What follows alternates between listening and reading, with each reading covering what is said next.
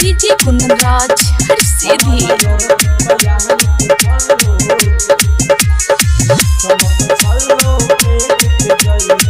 Mix by Divesh Kumar डवलुआ। दुआरा पर बाजल छु बाजा गे आई तो दूल्हे राजा गे ए जान। दुआरा पर बाजल छु बाजा गे आई तो दूल्हे राजा गे बस तने वादा निभा जई हे हमारा योरती पयाम के पल्लो चमक छल्लो फेंक के जई हे हमारा योरती पयाम के पल्लो चमक छल्लो फेंक के जई हे। डीजे कुंदनराज हर सीधी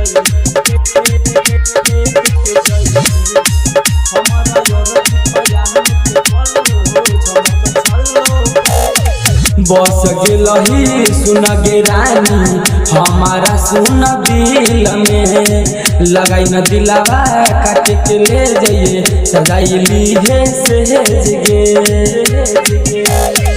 बस ही गेल कई सुन गे रानी हमारा सुन करे जमे लगाई न दिलावा काटे के दई छौ सजाइली है सेज गे हमरा लाश में अगिया लगा दी है हमारा योरती पयाम के पल्लो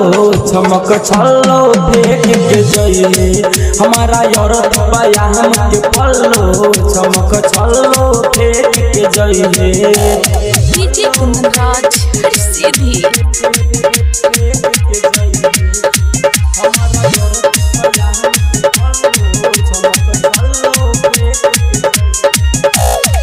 प्यार करे के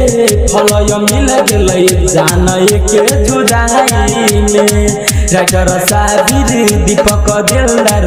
मिल गए परछाई में प्यार करे के फल मिल गई जान के जुदाई में राइटर दिवेश दीपक दिलदार मिल गए परछाई में हमरा दिलावा के आसारा पूरा जई हे हमारा योरती पयाम के पल्लो चमक छल्लो फेंक के जई हे हमारा योरती पयाम के पल्लो चमक छल्लो फेंक के जई हे। दुपट्टा रिकॉर्डिंग स्टूडियो मीनापुर।